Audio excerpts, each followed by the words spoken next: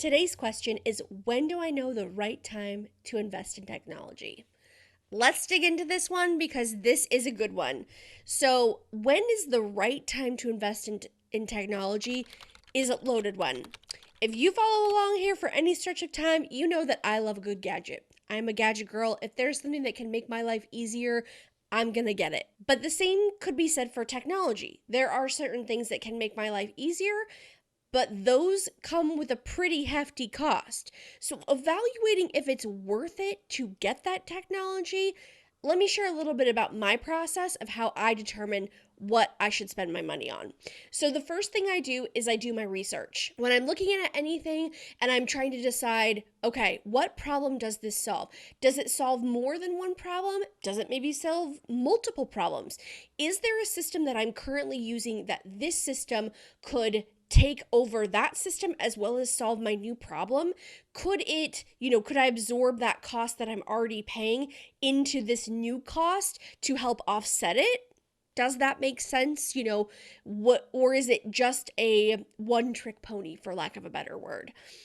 I also set aside the monthly cost. If it's $100 a month, then for a couple months I set aside that extra $100, knowing that I would be spending it on that service or that thing that's happening. Now, what this does is this allows me to have one, extra money in my savings account, but also give me a real indication of, at the end of the month, am I missing money? Do I need extra money? Did I have to transfer it from somewhere else because I didn't have enough? If the answer is yes, I'm not ready for that system. I need to be able to make enough money to pay for it before I spend the money.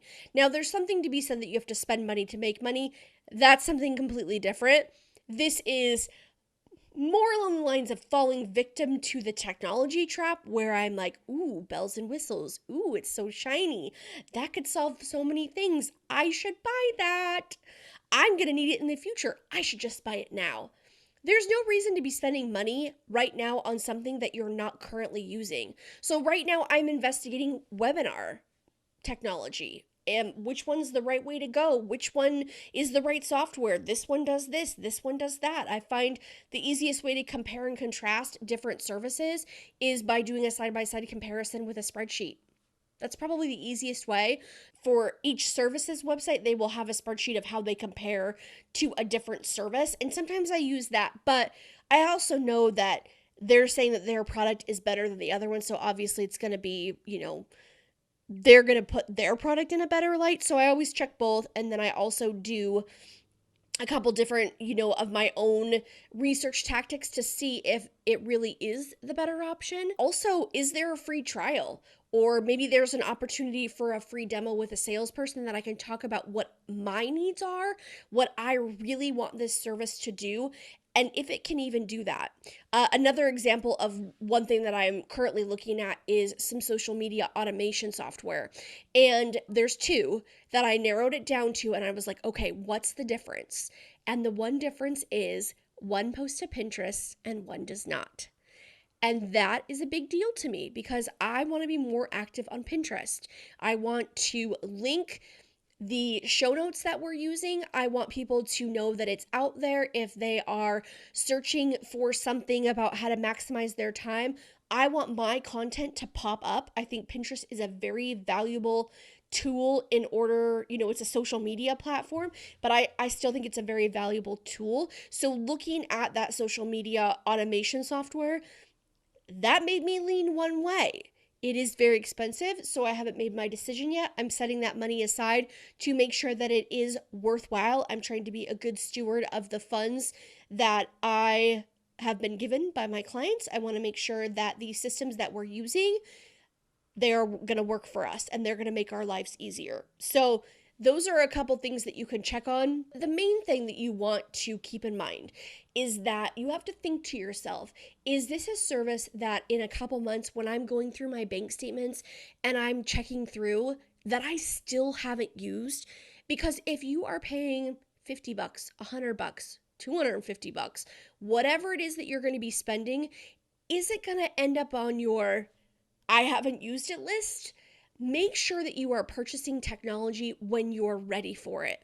Now, there are some things that you might need to purchase ahead of time. Like we chose Thinkific to house all of our courses, so we had to upgrade in order to be able to add more courses because they give you a free trial. It's not even a free trial. They give you one free course, which is kind of incredible that if you are somebody who's just starting out, I mean, that's a game changer to be able to use that software.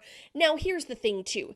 It still has the Thinkific branding on it. There's certain things that you can't do with it, so those things, keep that in mind. However, I still think it's really cool that they do that. And so when I upgraded, I needed to upgrade so we could add all these different courses in, take their branding off, get our customized colors in there, make it look pretty essentially. Start loading in all of our videos. I also use Thinkific to store all of our ScreenFlow libraries for all the businesses. So started loading videos into that as well. So we use Thinkific for multiple things. We love it. It's awesome. Now, in the future, someday, we might upgrade to something that's completely custom that is created by us, but we don't need that yet. So you want to make sure that you're doing the research on all these different platforms because there's bells and whistles and good things and bad things, and some systems are really good at some things and some systems are not so great at other things.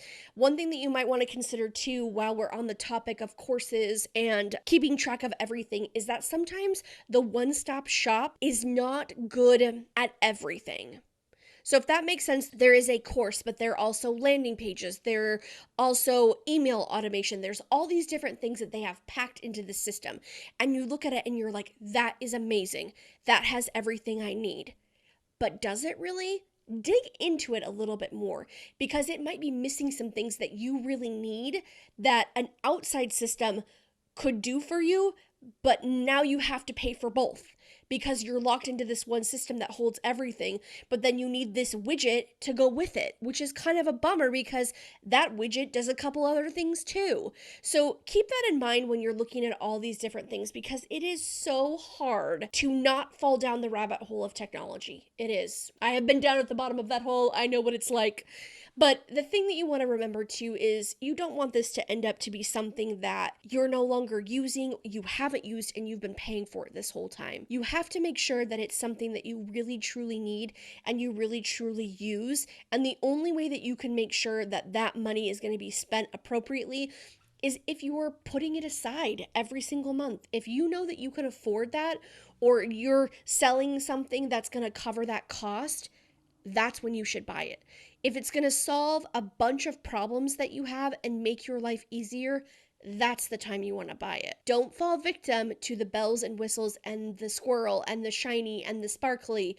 Don't fall victim to that because then you've purchased something.